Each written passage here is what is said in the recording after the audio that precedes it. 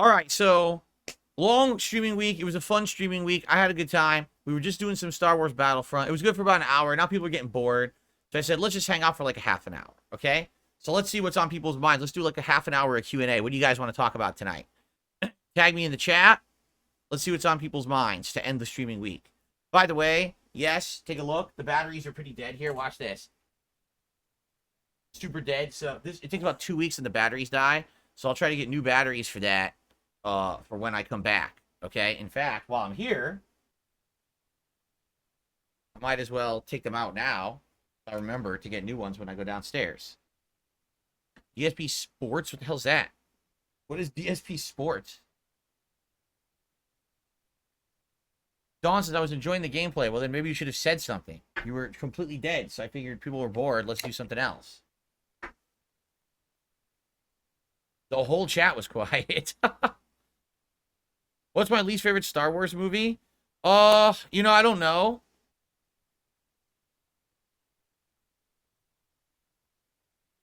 I don't think I can really say. Reason being, I didn't see the last one. What was it? Episode 9. I never saw it. I heard it's terrible. But out of the ones I've seen, probably Phantom Menace. Yeah, it's bad. It's just not a very good movie. There's like 2 good scenes. The rest of the movie is so boring. So, yeah, probably Phantom Menace. Oops. What kind of leaves are these on the shirt? I would assume they're supposed to be like tropical leaves. They're not weed, because weed would have the distinct pattern, and it's not that. I think it's supposed to be like you're in a jungle or something. The name of the shirt is coconut or something like that. So maybe it's coconut leaves. I don't know.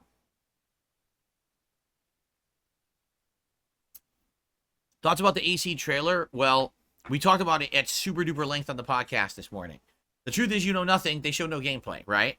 But it seems like with Assassin's Creed Shadows, they're going for the best of everything. They want you to have your stealth gameplay with the shinobi woman.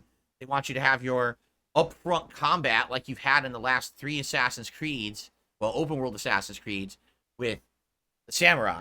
But the question is, does anyone want that? Like, are you really looking for an 80-hour game where half the time you're stealth, half the time you're melee combat? You want to build a shinobi guild, which is what part of it is. If you remember, in Brotherhood and Revelations, you were required to build the guilds. Now, you never had to do anything extensive with them. You could if you wanted. It was a mini game. But I guess the question is, to what extent will you be required to do all that stuff? Is this going to be another 80-hour grind where only 20 hours is meaningful story and there's like 60 hours of side missions, right? So I guess the question is, how fun will it be?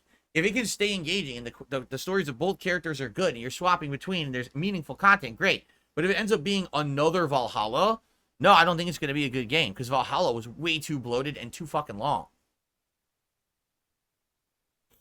Can we get a movie review of The Flash? I never saw it. I've never saw the Flash movie, and I don't really have plans to see it. It sounded terrible, so, I never wanted to see it.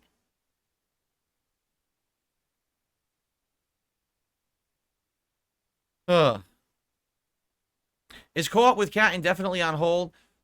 All right. Without giving specifics, basically for over a month, stuff was really getting messed up with all kinds of stuff. There was scheduling issues with work. There was health issues. There was all kinds of shit going on. All right. We're looking to reschedule it, but now because it's been so long, we kind of like keep forgetting about it.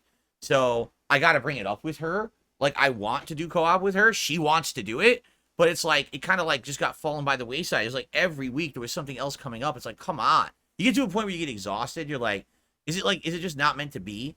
Because why is it that literally every week something kept coming up to annoy us and make it so we couldn't do it, So we want to still do it. It's still in the cards. I bought the game to do it. It's just that we got to figure out when it works, all right? So thanks for bringing it up. That reminds me that I have to bring it up with her. Maybe we can get it started within, the next 1 to 2 weeks. Maybe on a Saturday night we can do it, because I definitely want to do it. I think it'll be fun, but it just sucks that it got delayed so long because of personal shit going on, Well, I watched the new Godzilla X Kong New Empire. You think it's on demand? Is it on demand now? It wasn't previously. Maybe it's on there now. Let me look.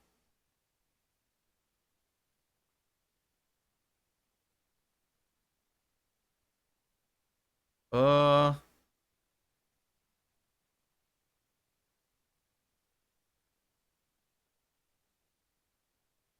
now House of the Dragon Season 2 is next month.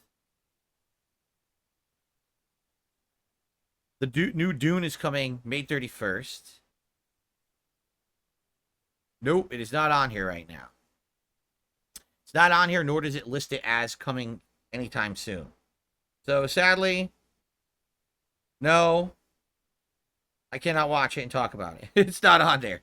I'd be interested. I reviewed the last one, you know. Do I like 7-Eleven Slurpees? I think I've had a Slurpee a grand total of like 3 times in my life. And when I had them, I liked them.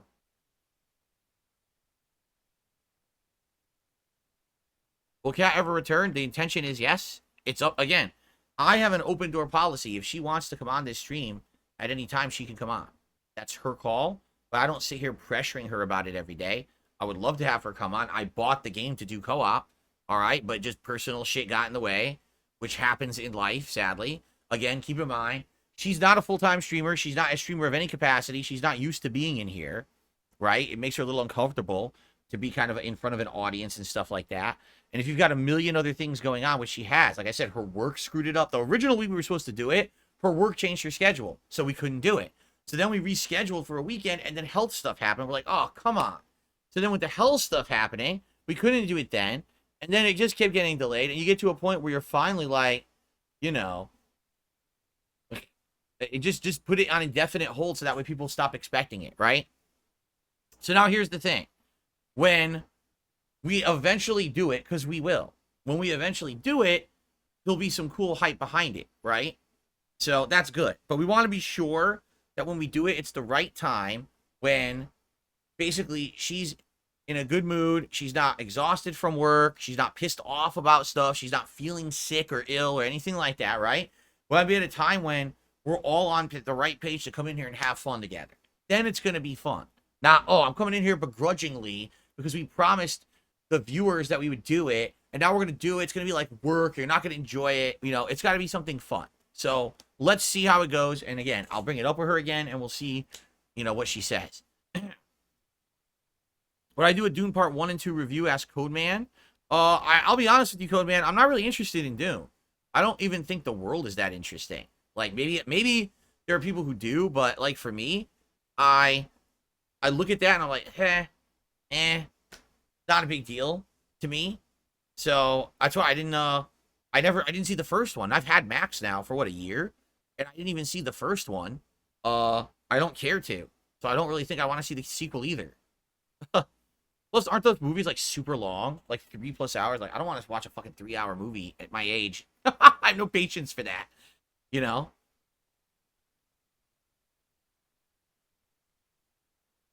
When we'll see if Stars return, it will. It will return basically when we have time in the schedule. I'm thinking this summer. There doesn't seem like there's a lot at all during the summer.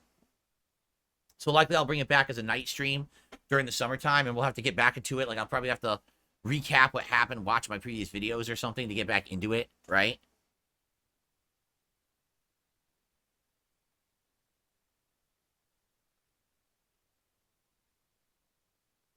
Sanitarium, hello. I am having a good night, thank you. And good evening to the rest of the chat as well, says Sanitarium.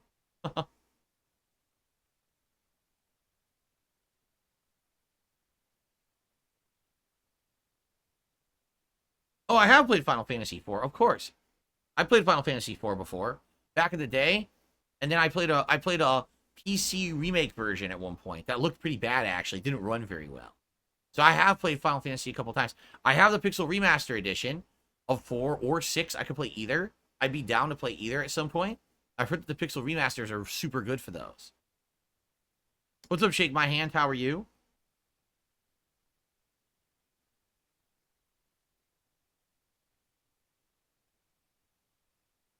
Also, isn't it true that the Pixel Remasters are the better versions? Like, isn't it the versions that have the extra content? So, like, they have the post-game dungeons and stuff, too, which is really neat to have the extra dungeons. Yes, I played Final Fantasy VI before twice. I did a old school playthrough, my old camera style, and then I did a direct capture playthrough later on.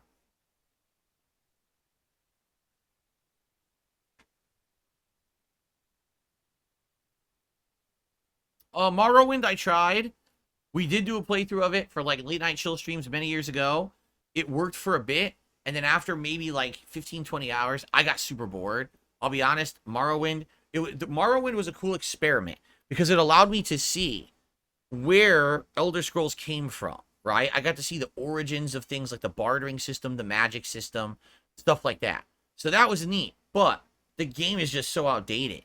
The combat is so not fun. It's just clunky, and I'll be honest, the story too, like, didn't really like the story. I was pretty bored by it. So the best part was exploring and using, like, abusing the systems, like breaking the magic and stuff to float infinitely and shit. That was fun. But outside of that, basically after that initial, you know, eye-opening experience of, this is where Skyrim came from. This is where Elder Scrolls came from. After that passed, I just wasn't having fun with it, and that's why we stopped. But I've done full playthroughs of Oblivion and Skyrim, but Morrowind just seems a little bit too outdated for me.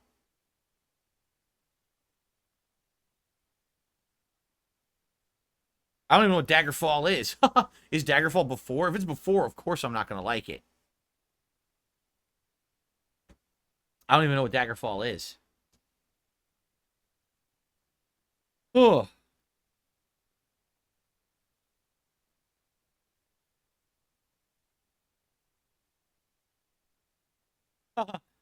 Haley says Morrowind is 90% imagination and 10% gameplay. There you go. Daggerfall was the second game? Oh, then I'm definitely not going to want to play that one.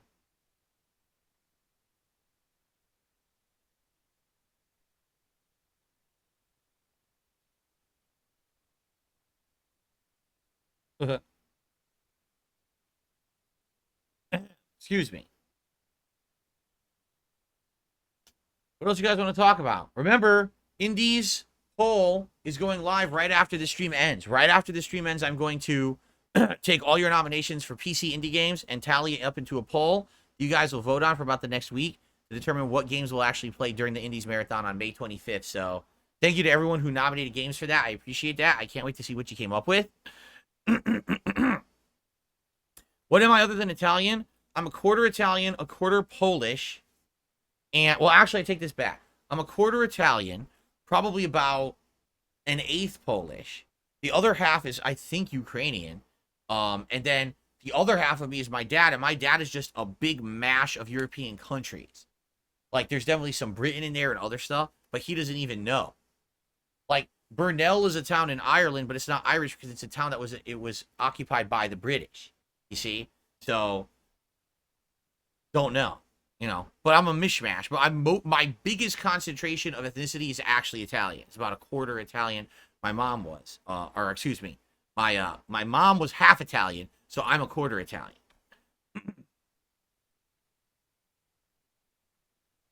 Lord X Law says, did you see people are saying Ubisoft is woke for having Yasuke as the main character, even though he was a real person? Well, hold on a second. Hold on a second here. Are you insinuating that Ubisoft is actually trying to use a historical figure for real in their game and use it accurately? Because the true Yasuke was a mercenary who worked for Norinaga for about 15 months until Norinaga died, and then he quit Japan and went to Portugal. He was just a mercenary. He wasn't a full-fledged samurai. He wasn't actually a defect that went against Norinaga or anything like that. That's completely written by Ubisoft. They made it up. So it's nice that maybe they're trying to take a character from history and make their own story, but it's not historically accurate whatsoever. It's complete bullshit. It always is. They never are historically accurate in their games, right? We know this. They take crazy creative liberties with it, right? Now, is it woke for them to have him as a main character? Well, here's what people are saying. Okay? So you had Assassin's Creed 2 set in Italy, all the characters are Italian. You had Assassin's Creed 3 set in America, and it was the British versus Americans. You had Assassin's Creed 4. Okay, get it? You keep going. Assassin's Creed Unity, it was all French people, right? Assassin's Creed Syndicate, it was all British people. It all makes sense, right? Assassin's Creed Origins, all Egyptians. Assassin's Creed Odyssey, all Greeks. Assassin's Creed Valhalla, all Norse. Assassin's Creed, Mirage, it was all people in the Middle East. And now, Assassin's Creed Shadows in Japan, one of the main characters is black, right? So that's kind of what people are saying. It doesn't make, like, if you're going to different parts of the world, the whole point is to emphasize the culture of that land. Why then choose one of the co-protagonists as someone who's not from the land, who's an outsider? Does it make sense? Or should you have someone who's actually culturally appropriate because you're trying to represent that culture in the game? I get that reasoning. At the same time, do I have an issue with one of the main characters being black? No. One of the main characters is Japanese. Of course, she's a woman. And the female shinobi actually weren't shinobi. The female ninjas at the time were spies. They weren't trained for like heavy combat or anything like that. They were just supposed to be there for like espionage, right? So if she's going to be a trained shinobi and doing all combat, it's actually bullshit. That's true. Now, again, it's not historically accurate, right? So what they're doing is they're taking these crazy creative liberties. The main protagonist on one side will be black. On the other side, it'll be a woman, right? They're doing it because they want to do something different. They're going to say, oh, see, this makes it not in line with Ghost of Tsushima, for example. That's what they're going to say. They're going to say, see, it's not like Ghost of Tsushima. But at the same time, yes, you can argue, are they trying to do something to the left? Are they trying to do something that's very liberal, that's very progressive? Yeah, I would argue that too. I would. So, ultimately, here's the truth of the matter. None of what we just talked about matters. None of it. What matters is the game good, right? Like I've said before over the years, I don't care about the ethnicity, the gender, the sexual orientation, or where someone comes from. I just want a good game. I couldn't care if the main character was fucking purple skin with yellow polka dots, was 5 different genders, and fucking, I don't care. I just want the game to be good. If the game is good and the writing is good, then it doesn't matter who the character protagonists are, right? So that's what we want. If the game ends up, you can see that the whole reason the game was made like this is because they're going to be pushing agendas the whole fucking game that don't fit in with the whole theme of an Assassin's Creed game, then there's a problem. But I think what happens is people want to make mountains out of molehills, right? So immediately the first thing you do is you see there's a black guy in Japan. Oh my God, that's not culturally appropriate because you're doing an agenda, right? It's like, what's weird to me is like, so the female shinobi or whatever, it's kind of like, isn't that kind of the story of Mulan, but not in China, but in Japan, where there's a war going on and the woman wants to fight and defend, so she goes against the cultural norms and becomes a warrior? That's Mulan. So what it is, they stole Mulan, right? And they put it in Japan. So if for me, I just hope that's not the case. I hope they didn't literally lift the story of Mulan and turn it into a fucking video game and be like, oh, it was our idea. Like, no, it wasn't. If that's what it is, then you kind of copied other people, right? So I guess we'll see. But again, we don't know anything. We literally don't know anything, right? At all. So until we get more information, until we get gameplay or whatever, it's just all rampant speculation for the sake of rampant speculation and the sake of drama. So I don't see the point, right? I don't.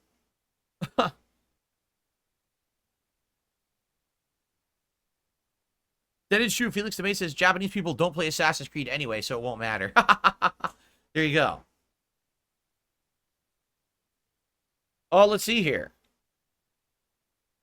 Well, Waffins just did another $30 tip and said, thanks for the stream, Waffins. Well, Waffins, you're welcome. Again, thank you for the amazing generosity tonight. And again, I really hope it's legit. He assures me it's legit. He's also become a member and done other contributions, so it's not that he's just tipping. But I totally understand why people are skeptical that Waffins literally came by tonight and dropped like $130 in tips. Right? So thank you, Waffins, but I really hope that it's real. Again, I hope you understand my skepticism of why, when literally my trolls are coming out and saying, oh, by the way, we're going to have people come on stream and tip Phil just to charge him back later in the month. Like, they've literally been saying that.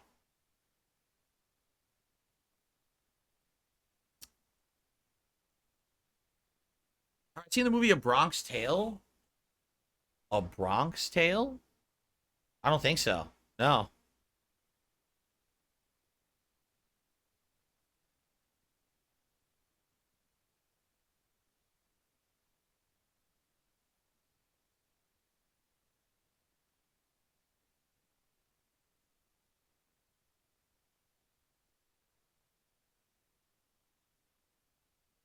Oh, I don't think about specific Pokemon. I don't know why you're asking me. I don't have any thoughts about specific Pokemon. I don't even know what ones you're talking about.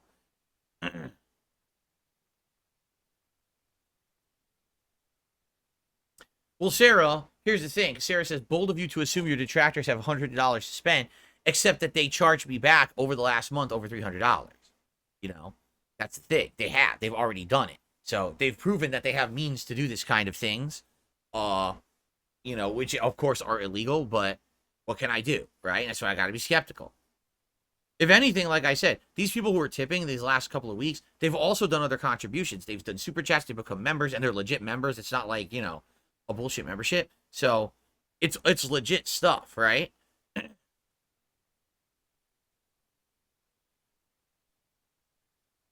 I have anything I like to collect in the current day? No. Back in the day when I was a kid, I collected first different kinds of like cards. Like I had baseball, and then I moved into like Topps baseball, Upper Deck baseball. Then I moved into like um comic book cards and pop culture cards. So if a movie came out and had like a card set, I would want it. Like I had Ninja Turtles, I had Batman. Then I moved into Marvel Comics cards like X-Men Series 1 and 2, Marvel Masterpieces and stuff like that. In fact, I had some really cool chase cards. I had some of the ones that had autographs from the artists and stuff on them. Yeah, they were really neat. Then I moved into comic books. So for probably about 5 years, I was an avid comic collector, collecting X-Men, Spider-Man, a lot of early Image comics like Spawn, and then other comic series and stuff like that. And then I just kind of stopped collecting everything, because I basically got into competitive Street Fighter, and it became for me that was my hobby, constantly playing, traveling, and stuff like that. And that just became my focus for a long time. So I never really collected anything. I gave away all my collectibles and stuff. Then in the early days of me being a YouTuber, many many years ago, we're talking like 13 years ago, I started making like serious money on YouTube, and I was like, oh, I don't have anything to spend the money on, because at that point I'd paid off all my debts and everything, and I was like, oh, what should I do? So I started buying these stupid statues. And in my old videos, before I moved here a decade ago, in my older videos, you can see behind me the statue collection just growing, and all these different game related statues and things. And it was nice for the videos, don't get me wrong. But I was living in this little rinky-dink small space, and I started filling it up with all these statues and collectibles. Like, what am I doing with all this? So what happened was eventually I moved, and when I moved here, it was like, wow, I really don't want this shit. And I started selling some of it, and I ended up selling a bunch of those online. And then throughout the years, with other things going on, I just got rid of it all. So as of now, I literally have no collectibles whatsoever, right? The only stuff that I have is stuff that like was in my closet when I found it, is like some retro games and stuff, which I am eventually just going to sell those off. I don't have any desire to hold on to them. I'm not a collector of anything, really. I'm 42 years old. I don't care about collections or anything anymore. What happened to my card collection? I gave it all away. I gave all that shit away to friends and stuff back in the day. So whatever they did with it, good for them. Some of those probably had some value to them, but I gave it all away. I didn't care when I started moving. Every phase of my life, I basically like shed my last phase. So that was like the 90s phase, shed, and I became a Street Fighter player, right?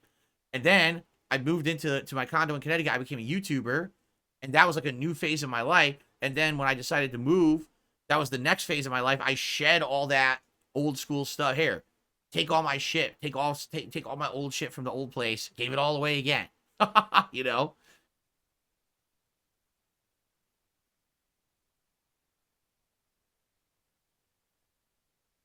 Yes, I remember Garbage Pail Kids. I had the Garbage Pail Kids cards. I collected them. They were disgusting.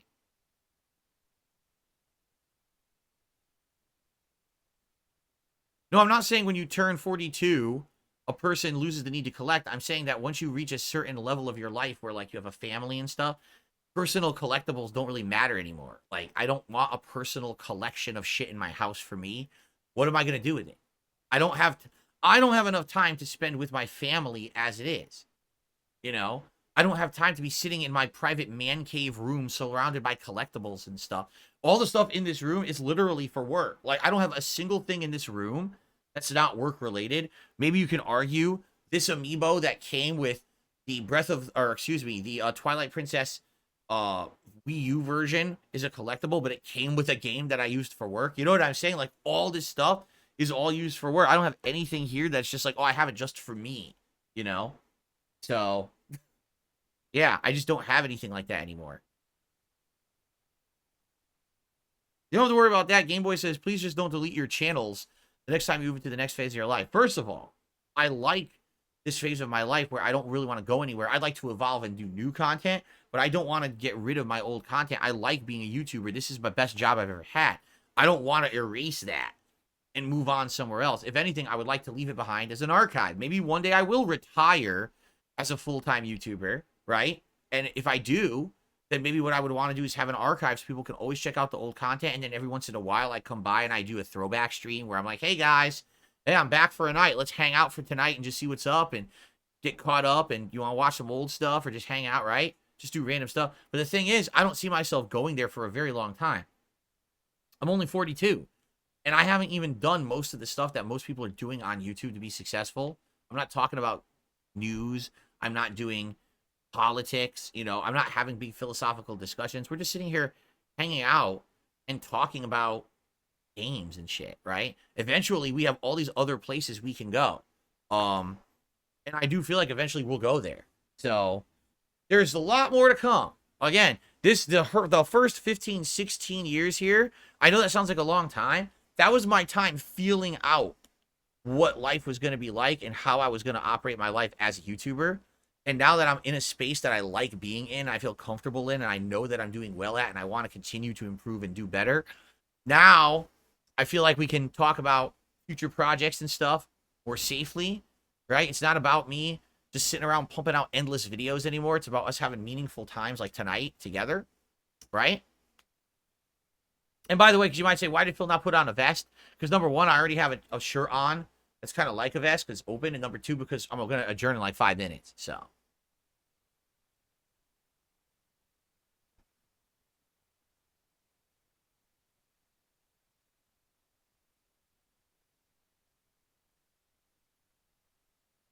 Living the iDubbbz life.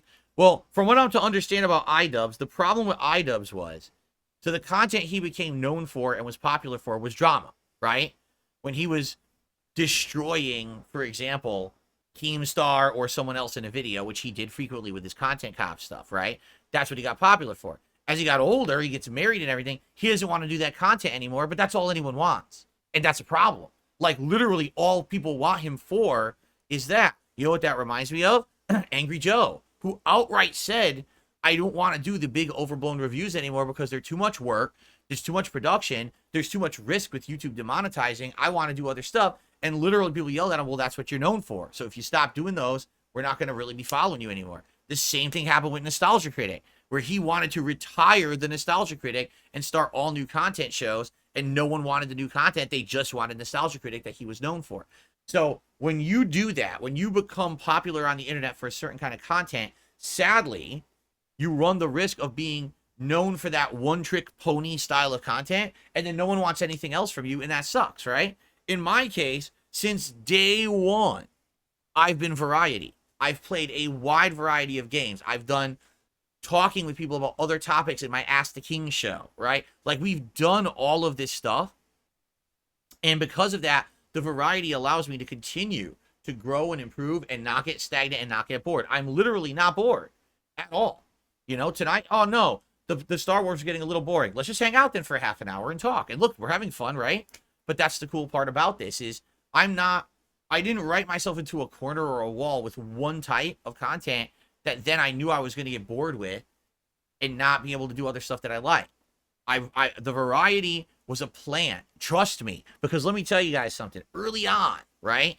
Remember, when I was doing a lot of Street Fighter and shit like that, a lot of people back then were like, why don't you become a Street Fighter 4 is getting prominent. Did you notice that the tournaments are making money now? Why don't you go into it? And I outright told, I didn't say it publicly, but I outright said it to my friends and my peers. I said, no, I'm not doing that. Even though I know I could hyper focus on Street Fighter 4. I could become a competitive player. I was looking at the climate. I was like, no, by doing what I'm doing on YouTube, what I'm doing is I'm future-proofing myself. I'm making it so that people know me for just more than one thing. So now, moving forward, I will never get bored. But if I just do Street Fighter, what happens at times when Street Fighter is waning? What happens at times when I don't like the current Street Fighter game? I'll be literally locked in and stuck playing fucking Street Fighter for the rest of my life, and I'll be known for only that one thing, and I won't want that. And I hate to say it, a lot of my contemporaries back then, that's exactly what happened. For 7 fucking years, they had to play shitbag Street Fighter 5.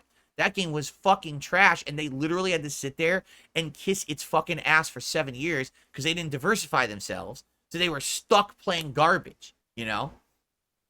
I'm happy that I never went into that I was able to maintain variety content. So for 7 years when I wasn't playing Street Fighter, I had other shit to do. And guess what? Now Street Fighter's back. I like it. I'm back. I'm back with Street Fighter, baby. You know, and it's working. So that's excellent. So, yeah, that's the thing. Like, a lot of these other people get stuck. And it's like, so are you ever going to retire or whatever? No, why would I? If I get bored, I'll just do other content that I haven't done yet. There's so much content. There's so much potential to do more things moving forward, even if it's not game related. Right now, we have other games and genres and things I can explore. Different kinds of gaming. I've never done speed runs. I've never done challenges. I've never done things like that. We could always branch out and do shit like that. But the reacting stuff, I've tried to branch out there. We could do more of different kinds of stuff there that I haven't done yet. And again, you know, I know that I said this previously, but this is, I never went down the path of someone who was known for one thing, but literally wanted to make the quick buck and then did the thing. You know what I'm saying? Like, how many content creators out there were known for one content and then they just changed because they wanted to make the quick buck, and now that's what they're known for, but now they're stuck doing it forever, right? I'm not doing drama content. I'm not doing political content. I could do that kind of stuff differently when I'm older, when I feel like it's appropriate. You know, when I'm 50, 60 years old and no one cares about me playing games anymore because I'm too old, then we could move into other kinds of content, and I'm okay with that. You know, I should be fine. But that's what other people, they jumped the gun. They went right into that shit as soon as they could. As soon as they saw the dollar signs, they couldn't fucking resist, and they jumped into it, and now they're stuck in it, and they can't get out. Oh, well, I'm trying to play my time. I'm playing the slow game. While everyone else is rushing ahead, grabbing every bag in front of them and doing everything, I'm literally playing the slow game. I'm trying to do it as eased out as I can. That way we're not in a situation where, oh my God, Phil has literally done everything, and now there's nothing else going on, right? He's done everything. It's boring now. Brian, I have unbanned you from DSP Throwback. You should be fine now. I got your email, and I took care of it today, so you should be okay over there.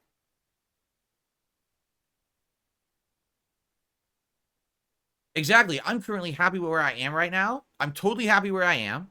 And I know that moving forward, if you get bored, if I get bored, if we want to evolve in a different direction, I have that ability.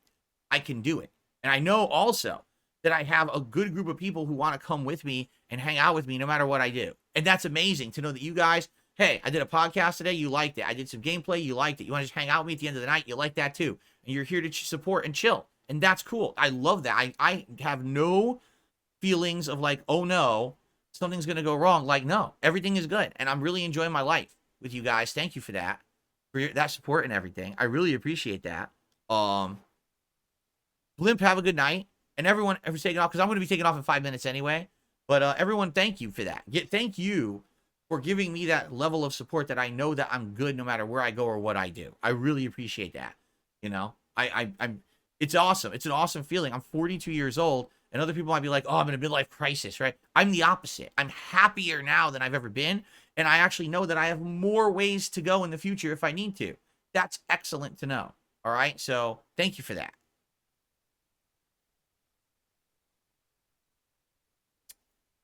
Sarah asked, will I consider playing another Spike Chunsoft novel during the summer? I finished watching 140 hours of Danganronpa playthroughs and I'm desperate for more. No plans on doing that anytime soon. I'm not saying I'll never do it again, but you know, you get through 3 Danganronpa games, and man, they were so long and drawn out, and you get to the point where it's like, ugh. And as you know, lengthy RPGs did not do well recently on this channel. You know, games like Baldur's Gate 3, Like a Dragon Infinite Wealth, they literally killed the engagement on this channel for a month and a half, 2 months. So I don't want to rope myself into other 100-hour experiences right now that only a niche audience are going to care about. So let's explore that in the future. I'm not saying no, I'm just saying I have no plans right now. Yes, I am much happier right now at 42 than I was at 22. At 22, I didn't have a true consistent job yet. I was still in college. I was working full-time at like Circuit City to make money to pay for college. I didn't like college. I thought it was frustrating. I was trying to struggle to remain a competitive Street Fighter player, even though I was full-time college and full-time job. So maybe once every couple of months, I was able to afford to go to like a tournament and try to play. Obviously, I couldn't really hang because that was the case, you know? No, my life was frustrating and very angsty and stressful when I was 22. Really. You know, it was not good.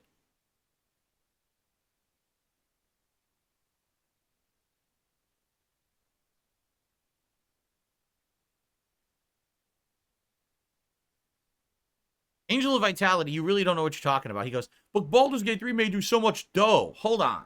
Hold on. No, no, no, no, no, no, no. Let's be real. When I played Baldur's Gate 3, I got about $100 in tips per stream. There was also almost no super chats, almost no memberships or gifted memberships whatsoever. That was the debacle when we got all the fake ones that counted for nothing. And there was no engagement on the channel whatsoever. And my views plummeted. Plummeted. Those videos were getting 100 to 200 views a day for the first few days. You know, they were terrible. The only thing was that there was a few people who were nice who were supporting the streams live with some tips. So I made like $100 a stream whenever I played it. But that was it. And sometimes that was it for the day because the audience was gone. The audience was not interested in coming back. They didn't want to see these lengthy RPGs. It wasn't until April when all the lengthy RPGs ended and I started playing a variety of games again. Survival horror, fighting games, online shooters. When I started doing the variety again, all of a sudden, engagement, views, and variety of support came back. Right now, I am doing much better in April and May than I was doing the months of January, February, and March. Even though on the surface, you're like, I don't get it. You got $100 of tips every Baldur's Gate 3 stream. That's all I was getting. That was it. The channels were bleeding, and slowing down, and that was awful. I had 3 months of very slow results, and I built it back over April and May, and now it's getting good again. So that's the key. The key is variety and keeping people engaged, not playing so much of the same too long, drawn-out kind of games that you lose your audience. And that's what happened earlier this year with RPG Overload, as I called it. That's exactly what happened. So it doesn't matter. Again, on face value, people just, well, what about the money? The money, the money. It's not about the money.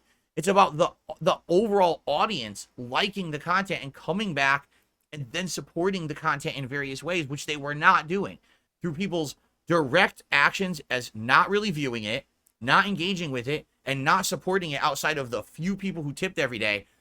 That was it. I mean, it really, like, again, you guys don't see the stats of the channel behind the scenes. Things were dramatically down for like 2-3 months. And now finally they're starting to rally back.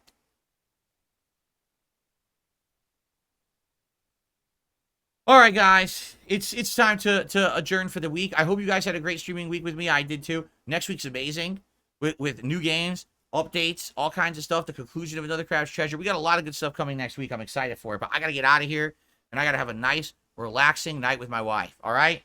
So thank you all for hanging out with me. For those watching on demand, hope you enjoyed the little impromptu video, and I will see you soon.